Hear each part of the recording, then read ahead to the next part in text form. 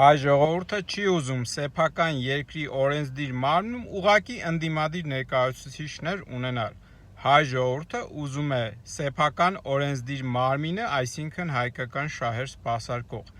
Հետևաբար, եթե Ծառուկյանի ձայները այս վերահաշվարկների արդյունքում չեն վերականգնվելու եւ այս կեղծիքը մարսվելու է իշխանությունների կողմից, ապա ես կրկնում եմ մանրամասները նախորդիվ զրույցի ժամանակ եմ ասել, հիմա կրկնում եմ, որ ազգային ժողով գնալ հայ ժողովրդի շահերը սպասարկելու անելիք չկա այնտեղ, հետևաբար ազգային ժողով գնալ կնշանակի Փաշինյանի գործիք դառնալ, շատ պարզ է, հայր ջան։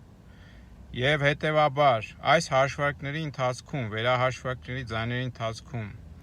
կեղծիքի մակարդակը մենք տեսնելու ենք, որ շատ մեծ է։ Ես ինքս հենց այս սցենարն էլ անկեղծ եմ ասում, սա էլ ակնկալում է։ Ինչու՞։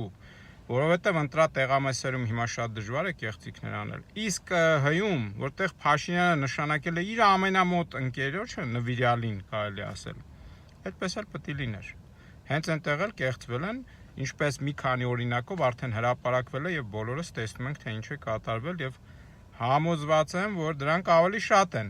բայց քանի որ հայտ ընդդիմադիրները ներկայացրել են մի քանի 100 տեղամասերը վերահաշվարկ անելու, բայց պատահական ընտրանքով են ԿՀ-ն թույլ տվել անելու, հավանականությունը, որ կեղծիքների, թույլ տված կեղծիքների ընտրատեղամասերը կհամընկնեն պատահական ընտրանքի հետ, քիչ է։ Հետևաբար դա բավարար պայման չէ, որպեսզի բացահայտվի ամբողջ կեղծիքի մասշտաբը։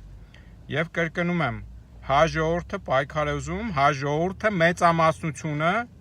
մենք տեսնում ենք, որ Փաշինյանը չունի մեծամասնություն նույնիսկ իր նկարած թվերով։ Հայ ժողովուրդը պայքար է ուզում եւ ընդդիմադիրներից պահանջում է, որպեսզի առաջնորդեն այդ պայքարում